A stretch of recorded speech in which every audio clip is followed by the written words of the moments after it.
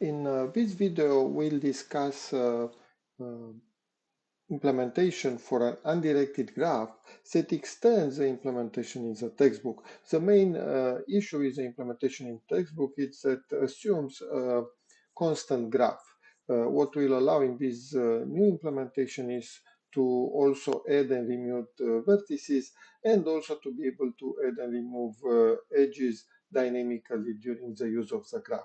Sure, this comes with some problems by itself, and we'll also discuss those.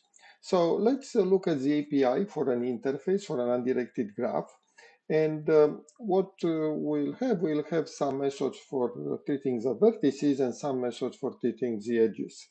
For the vertices, we want to be able to get the number of vertices, also to add a vertex, and this is unlabeled graph, so the vertices will be numbered from 0 to n-1, where n is a number of vertices.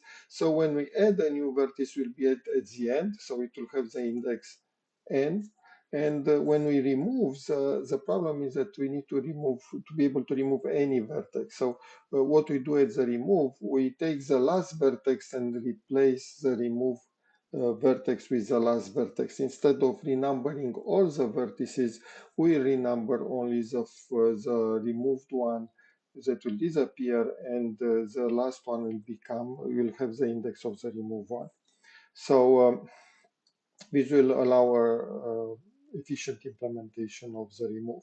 Now, for the edges, we need to be able to get the number of edges, and to get the number of adjacent edges to a given vertex, and also to be able to iterate over the adjacent vertices, or we can just ask for the entire array of adjacent vertices to be able to process it.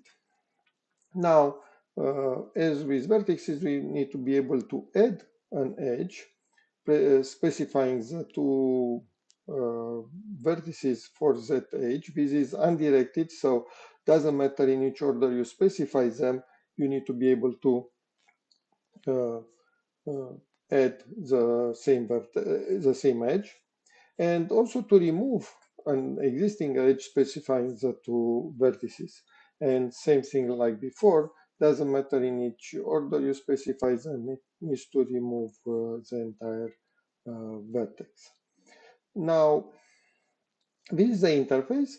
In the next video, we'll discuss how to implement this interface.